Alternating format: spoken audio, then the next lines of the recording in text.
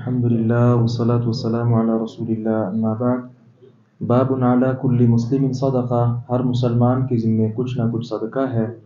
فمن لم یجد فلیعمل بالمعروف، جس کے پاس نہ ہو وہ نیکی کر لے۔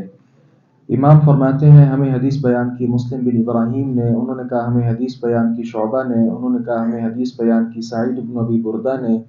وہ اپنے والد سے، وہ اپنے دادا سے بیان کرتے ہیں، اور وہ نبی مکرم صلی اللہ علیہ وسلم سے کہ آپ نے فرمایا علی کل مسلم صدقہ، ہر مسلمان کے ذمے کچھ نہ کچھ صدقہ ہے۔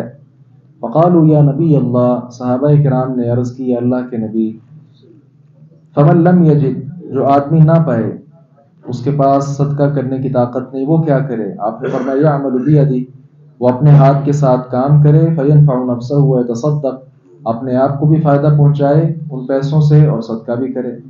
قالوا فإن لم یجد، صحابہ کرام نے پھر گزارش کی کہ اگر کوئی یہ بھی نہ پائے، قال، آپ نے فرمایا یعین ذا الحاجۃ الملہوف، کسی حاجت والے ضرورت مند مظلوم کی مدد کر دے۔ قالوا فإن لم یجد، صحابہ نے کہا اگر یہ بھی نہ ہو سکے، قال فلیعمل بالمعروف، آپ صلی اللہ علیہ وسلم نے فرمایا کہ پھر نیکی کا کام کرے، ولیمسک عن الشر، اور برائی سے باز رہے، فإنہا لہ صدقہ، تو یہی اس کے لیے صدقہ ہو جائے گا۔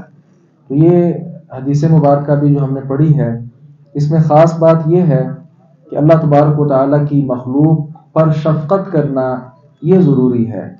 ہر مسلمان کو چاہیے کہ وہ دیگر انسانوں پر، مسلمانوں پر شفقت اور مہربانی کرنے کی پوری کوشش کرے، مالی مدد بھی کرے، مظلوم کی مدد کرے، اور کچھ بھی نہیں ہے تو پھر وہ نیکی کا حکم دے، جس طرح کہ دوسری حدیث کے الفاظ ہیں فَلْيَأْمُرْ بِالْخَيْرِ أَوْ قَالَ بِالْمَعْرُوفِ، نیکی کا حکم دے، اور اسی طرح برائی سے رکے بھی اور برائی سے روکے بھی۔